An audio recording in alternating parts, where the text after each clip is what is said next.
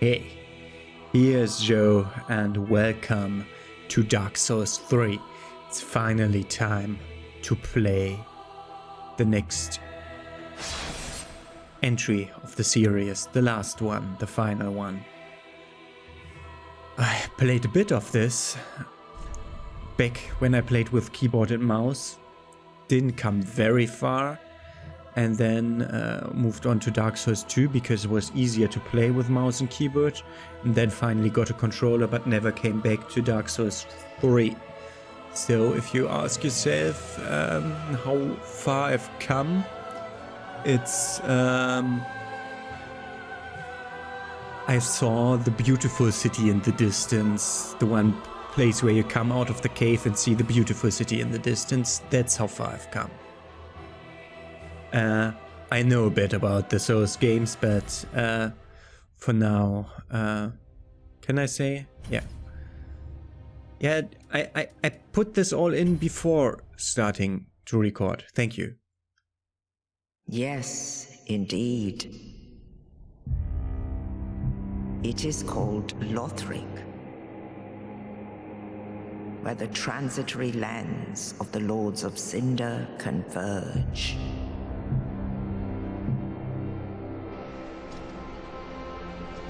In venturing north, the pilgrims discover the truth of the old words.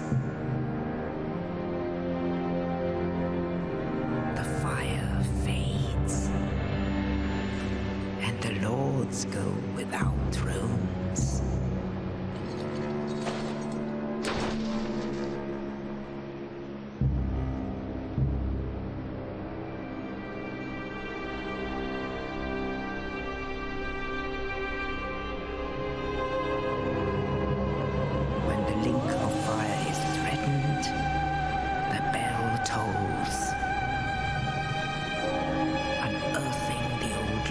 Of cinder from their graves.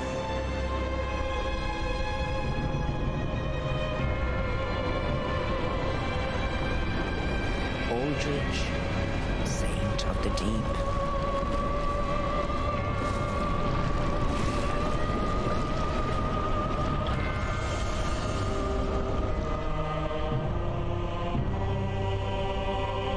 Farron's undead legion, the Abyss Watchers.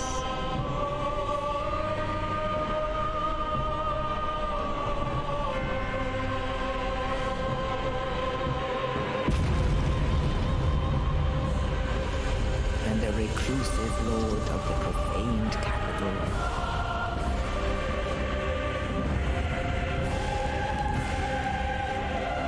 Yon the giant.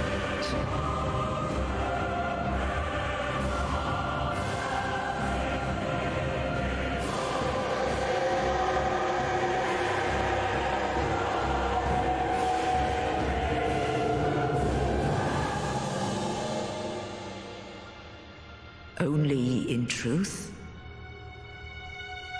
the lords will abandon their thrones.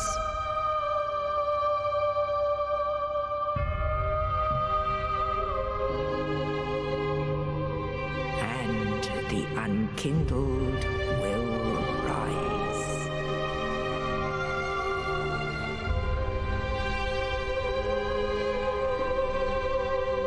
Nameless, accursed undead, unfit even to be cinder. And so it is that ash seeketh embers.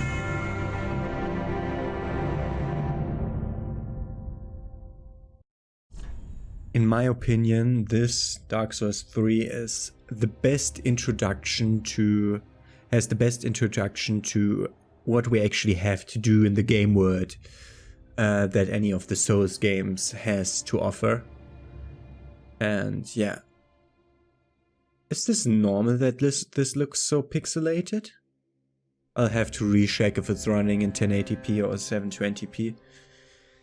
I'm going through the character creation shortly. Let's just talk about class and burial gifts before I do my customization. So we have a knight We have a mercenary that's high dexterity allows masterful wielding of dual scimitars. He starts with dual scimitars. We see the new thing that Dark Souls 2 has. Dark Souls 3 has, where the dual weapons are the same thing. So if I two-hand the right-hand weapon with him, he will put out his second weapon. Then we have a warrior with an axe. We have a herald that's kind of, he starts with a healing spell and a miracle casting item. And a spear. Thief starts with bow and arrow. Then we have an assassin who is basically a variant of the thief with a sword instead of a dagger and a sorcery that he can use, but no bow. Then we have a sorcerer who's starting with a ring that helps with casting sorceries and two kinds of sorceries. We have a pyromancer who starts with a pyromancy flame, a ring, and a fireball spell. We have a cleric. This is the real faith character, while this is like the versatile one that also can do combat. This is the one that's better. He has 12 strength too. Yeah, he starts with a mace and a healing miracle. And this one, the deprived, naked and of unknown origin, either an unfathomable fool of life or was stripped of possessions upon burial. I was thinking about starting as a pyromancer because we get that pyromancy glove and the pyromancy spell at the beginning, and also a hand axe, which is a good weapon. But we could also start as a knight to have the proper Dark Souls experience for once, since I played Dark Souls 1 as a sorcerer and Dark Souls 2 as a kind of dual wieldy, and to the late game brute force, big armor, heavy weapon guy. So I generally played a bit like a knight, just without a shield already. But I think we'll go with Pyromancer. He just starts with a shitty shield though. But I think I wanna be Pyromancer because then I can show off the other part of this game, which is mana instead of limited uses on the spells. So it's returning to the Demon Souls style of magic. And I think I want to do Pyromancer. And for burial gifts, that's like an extra item that we can start with, which could be Life Ring, a Divine Blessing or Hidden Blessing. The Hidden Blessing is like the Divine Blessing that we already know, which fully heals you, but this fully restores your mana, FP focus points, I think. Because it's not only for spells, it's only for special weapon abilities. All weapons have weapon abilities that can be activated if they're two-handed, or you have a shield that allows using the right-handed ability instead of a parry of the shield. We can get a Black Fire Bomb, a fire gem for infusion of a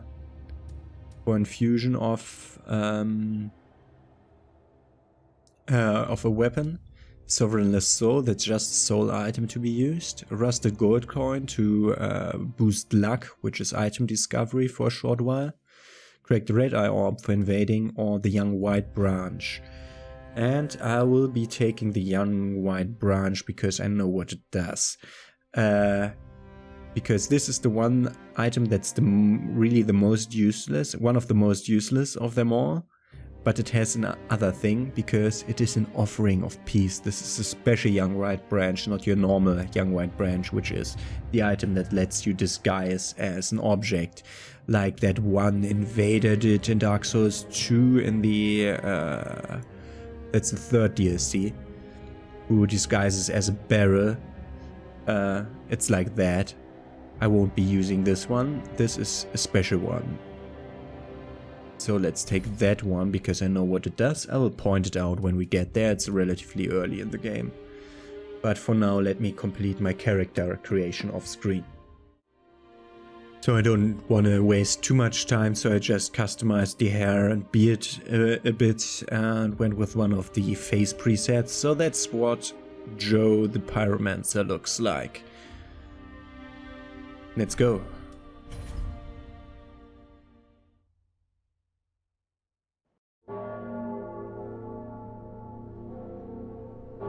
And the bell is ringing, because the lords that were supposed to eternalize the Seeker, to restart the cycle over again, the lords that we saw in the cutscene, they didn't do it. They didn't want it. So I, the unkindled, new player to the arena, is coming in to bring them all back, so that they will have to continue the cycle. So we have pretty standard movement controls. Dark Souls 3 feels even a bit snappier than Dark Souls 2 already did compared to original games. So we have right bumpers for normal attacks, which is just an eternal combo with the hand attacks here. And we have heavy attacks, which is over again the same hit. You can also chain them together, which doesn't really work. We have stuff like a backstep hit, and we've stuff like a roll hit. Most of these are like horizontal attack. The easy attacks are horizontal attacks, but otherwise, this one too. But most of the attacks are actually overhead attacks, which is really good for cramped and small spaces. We have stuff like that's not what you're supposed to do. So first we have the kick. No. The jump attack, which is always stupid timing wise. And we can block. We can parry. We can change. Nope. Change the side to make a fireball, which will then be able to fire with left bumper. What does left trigger do? Ah, that's my weapon ability with this. It's combustion. It's now built into the flame. If I do press like the button that would normally be parry, and if I two-hand this, my left trigger will do a war cry and will buff me. So let's go to the first of these. I mean, I didn't need to be buffed, and it's telling me about target lock on and how strong attacks work. We don't need to really read upon all the tutorials. Hold B to run. It's stick jumping again. Soul over here. And one of the more important items awaits us there at that well. For that we can show off the fireball, which has a very long casting animation, so if I ever want to use it, I should really get some distance. Here we get an Ashen Estus flask, so let's go into inventory for the first time. So if you open inventory, we have the left menu button that always does the gestures, like this, for proper duels. And then we have this menu where I can do different stuff, like placing messages, if I'm allowed to, which I'm not at the moment. We can look at our status, as always. It says us we need 790 souls to level up. And then we have an inventory here and the equipment here. Wow. Okay, my house is vibrating while they're doing the work in the cellar now. So the ring that we got increases boost pyramid. I hate it. The same button that does activate the info in this tab does unequip stuff in the other tab. I hate it. I always hated that. Ring to be chiseled by the bone of a flame salamander by blighted pyromancers living in the great swamp. This one boosts pyromancies. It's believed that salamanders are the descendants of demons born of the chaos flame, from which pyromancy is also said to have originated. We just got... we have this young white branch, which I wanted to look at. This was once a token of friendship. Received from somebody, this was once a token of friendship. Perhaps treasuring the memory is more important, so it already tells us about not using it. And this is the same as the Estus flask, but it restores my mana. No, it's down on the thing, of course. Up does nothing for the moment. Let's go back to the shield. Maybe we can show off a parry. For now, we are supposed to learn the usual backstab. For that, we go close to the hollow, press the right bumper and kill it. Hey, I'm seeing you. Why can't I lock onto you?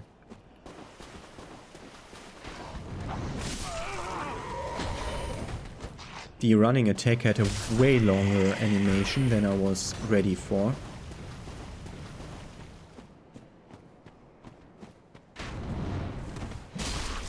And we can again roll through attacks as we always could.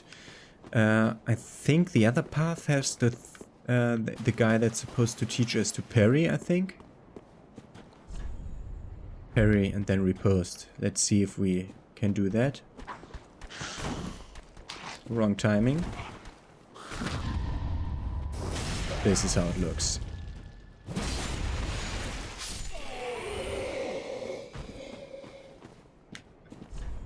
And yeah, this is about kick and jump attacks. I think you're supposed to jump attack this guy, and this is where we continue. We're supposed to have lost some health here. That's why it's telling us about item usage.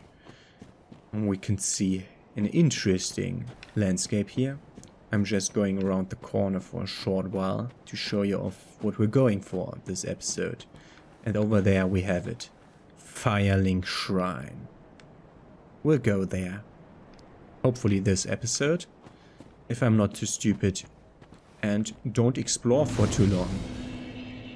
But for now, I'm wanting to use my item. And use the other item. Because I just cleared the area, I don't want to re-clear it. Let's see whether we can defeat the big foe in this area. Maybe we'll have to return here.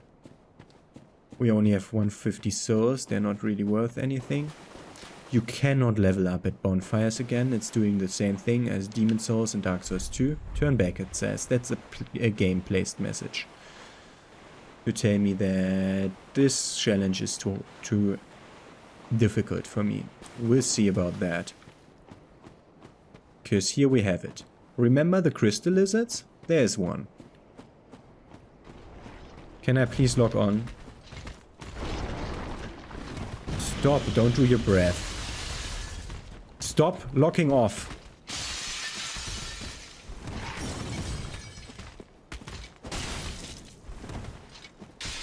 I'm doing barely any damage here.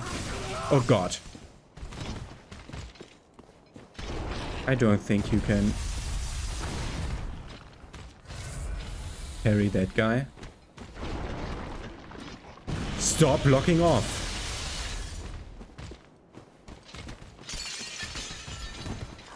What the?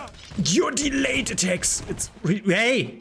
Why did it roll twice? And why did it roll in the direction that I didn't point? And why did it lose lock on? Okay, the game is kidding me, so we're doing that. Not today. The controls of the game just don't work like I want them to work. And that's why I'm noping out of that. Can I pull you over here?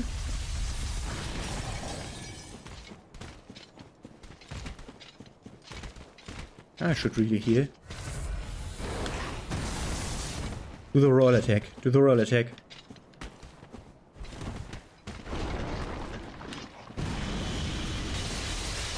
Do the roll attack. Do the roll attack. Do the roll attack. Do the roll attack. Do the roll attack. Do the roll attack. Yeah, that way. And he dropped to the bottom of the crevice, giving us almost exactly 4,000 souls and a Titanite shard. I didn't plan on doing that. That is Titanite scale, sorry. That's for soul transposed weapons. The game tells us we don't know what soul transposed weapons are yet. So we can see which other items this crystal lizard guarded. And don't worry, these are not your normal crystal lizards. It's like a big variant to get revenge on the player killing so many of the small client. But it's there will still be the small one. Okay.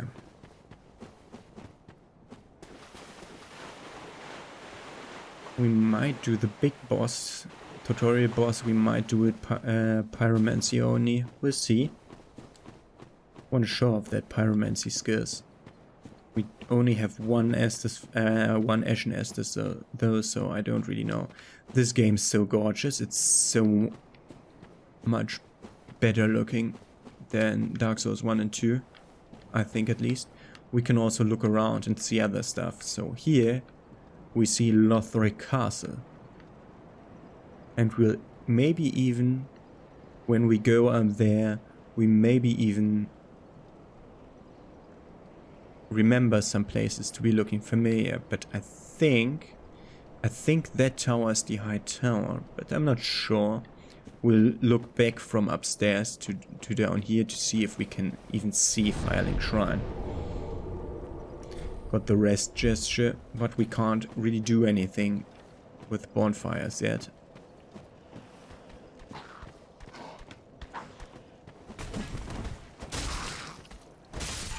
Goodbye, basic hollow.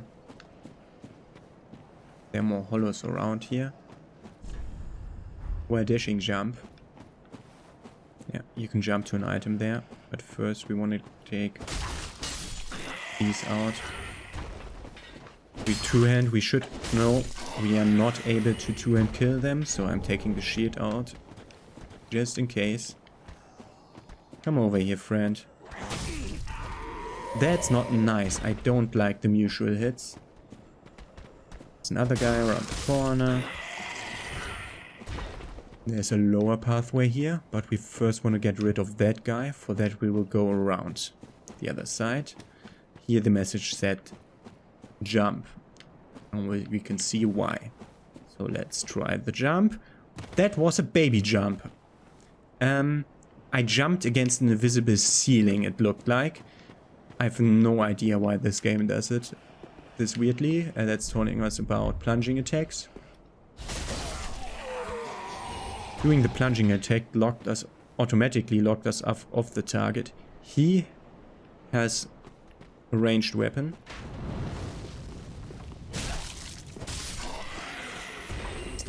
Isn't there one in this corner? No, there isn't. Okay. Got the guy with the ranged weapon. We already see our boss fight.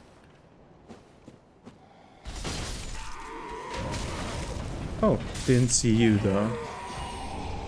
Getting 5 fire bombs. Helping us with the boss if we want to. Yeah, we could equip those fire bombs. Picked up items don't anymore get equipped automatically. The time of Dark Souls 2 doing this is over. We'll have to manually equip them. Also, we'll have to do this jump again and again and again until it works. Yeah, walk past the edge and do the anime jump, which all of these games actually allow you to do, to walk like a little bit past the edge. Not anime, cartoon, like when the coyote runs over the edge and stays in the air a bit before he falls. We wanted to do pyromancy only here. Wanted to try, at least. See, there's no item in this corner. We just have this guy. Look at what's growing out of its back. Isn't that good? Let's remove the sword. We need that.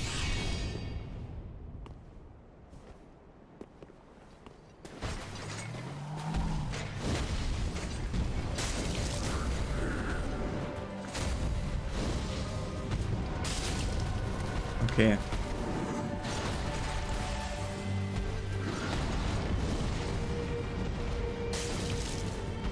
We're doing good damage with the fireballs.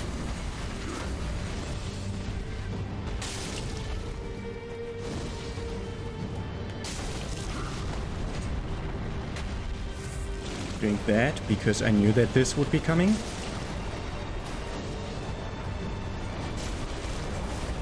I missed him.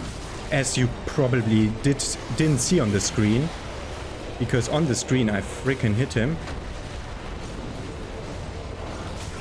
Fucking hell! Do the attack. Oh god, no! Wrong, wrong. Wanted to change to the left on the items, which is not a thing that I can do. Just hit it once with the fire.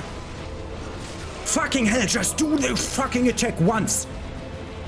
I wanna be fucking hell!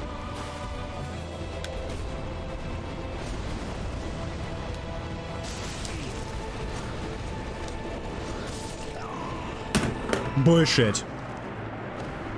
Bullshit. What happened there is complete bullshit.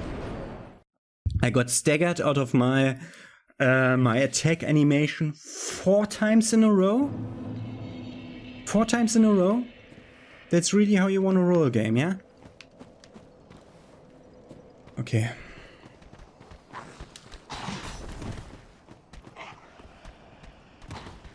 Thank you for giving me that damage now. That's exactly what I wanted to take. Damage there.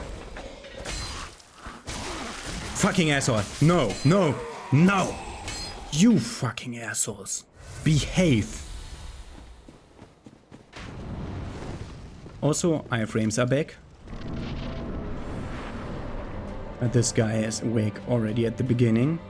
So we don't get one pre-damage in.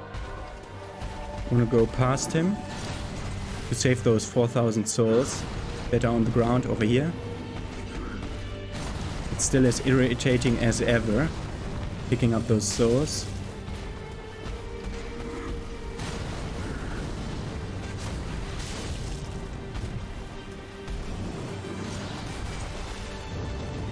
We are too far away.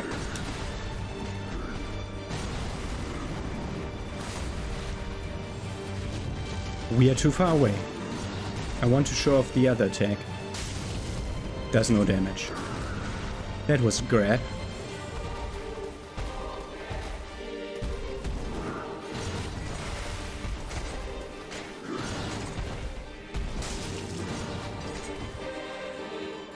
Nice fast stamina recovery. A nice animation recovery, way faster than Dark Souls 2.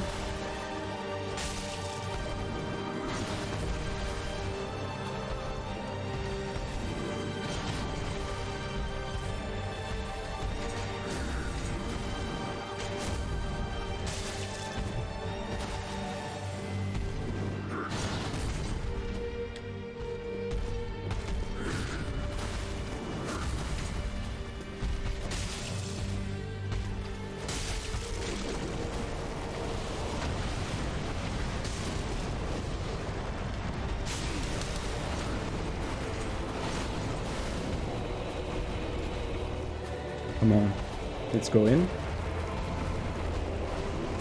Hey, I wrote that.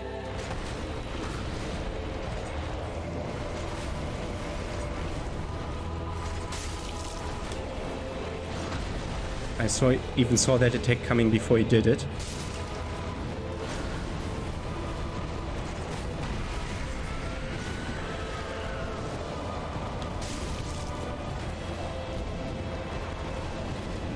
It's this attack again. Goodbye, Iudex Gundyr. No idea why I died the first time around. I just got staggered out of my attacks. We get a coiled sword. We'll be looking at that coiled sword now, because we won't have it long as an item. Thrust in Shrine Bonfire to activate Bonfire Warp. Sword missing from the Shrine Bonfire cannot be equipped as a weapon. Thrust into the Shrine Bonfire to restore its power and enable travel between bonfires. We again get warpable bonfires from the get-go. This sword is only bequeathed to Chosen Ash, as judged by the Iudex, who awaits the arrival of Ash as a scabbard. We can activate this bonfire. By the way, this boss did only give 3,000 souls, so the Titanite Lizard was worth more. It's also harder to fight that. But for now, let's just go through this door. And in what the rest of our episode time is, do we have time to explore this? I don't know. Let's just take this item here. It's a broken straight sword. Thank you for that. This tells me about how the menu works. There are 2 guys over here. We could directly try to kill one. That guy has a shield. I hate shield bearers. Fucking hell, I pressed the B button.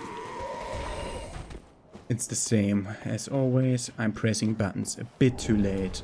Because I see their wind up animation, I press, but I have a wind up to my dodge as well. Yeah, press it, and then there's like a little pause before he does the roll.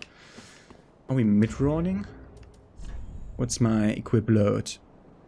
We are above 25%. I think 25% is the thing here.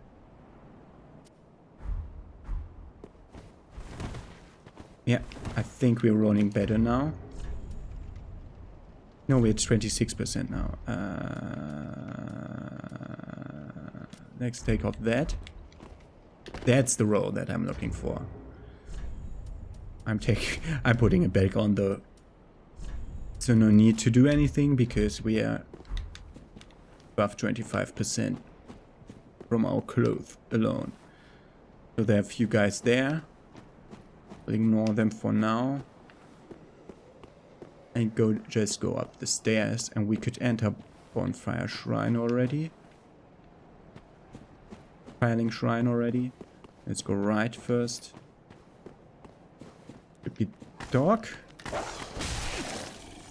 These dogs are the most dangerous enemies of all the dogs, even compared to other FromSoft games, because these guys teleport. So the problem about them, it's easy for them to get stuck in like debris that's cluttered randomly throughout the map, and that's why the developers put in a possibility for them to just respawn at an earlier at a location next to the player, so that it doesn't get stuck as easily.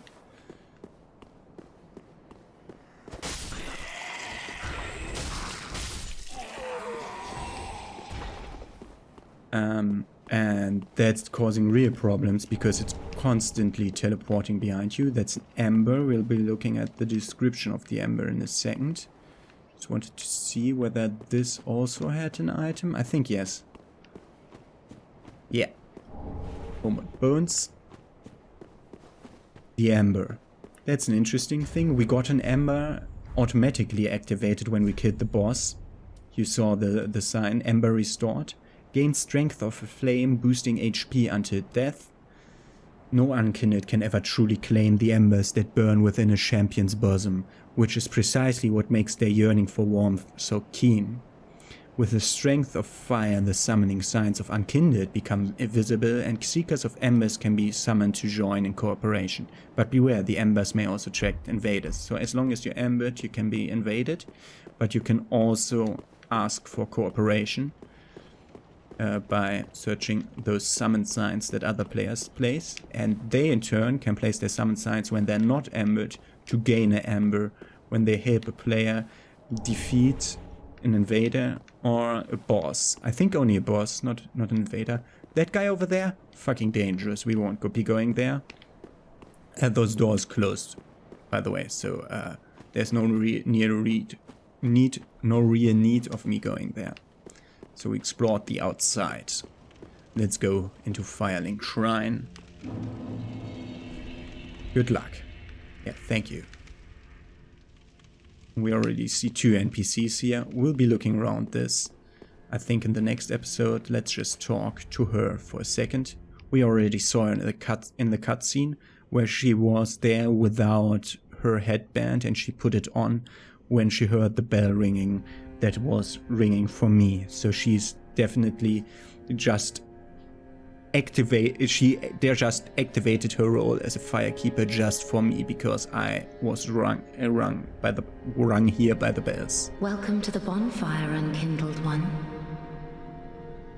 I am a firekeeper. I tend to the flame and tend to thee. The lords have left their thrones and must be delivered to them. To this end, I am at thy side. We can level up her turn and talk. Ashen One, to be unkindled is to be a vessel for souls. Sovereignless souls will become thy strength. I will show thee how, Ashen One. Bring me souls, plucked from their vessels. Ashen One, I'm Ashen. Okay, I should Very bring her well. souls to Then level touch up. the darkness within, take nourishment from these sovereignless souls. Touch the darkness within me. But I just touch her hand. You can see that in the background. Yeah, there. I'm not even touching her hand. I'm just holding out my hand. So, we have several stats. Luck is just item discovery and a bit of resistances. Faith does increase left weapon 2, which is my pyromancy glove. Same as intelligence. Then we have dex and strength and vitality. Vitality in this game is equip load. Endurance is stamina. And we have attunement for more attunement slots if we want them. And then we have vigor for hit points. It's no longer the case like in Dark Souls 2 where every level gave you like 1 hit point. You have to specifically level it. But we won't level now.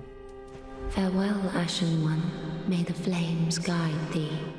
Because we want to look around. Maybe we can find a merchant or someone to sell stuff to. We already see 2 NPCs. Turn around a bit. 3 NPCs. 4 NPCs. We can already see 4 other NPCs and these thrones that we are supposed to deliver the ashes of the lords to. But now we will embed the Coiled Sword as it was in the item description that we should do that. Otherwise I have no idea why I would do that, how I would come to that, because she didn't tell me about it. She should have in her first dialogue should tell us to do this, otherwise it makes no sense why we're doing it.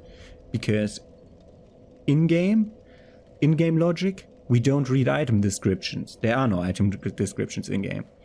But we just activated bonfire travel. We can burn undead bone shards here.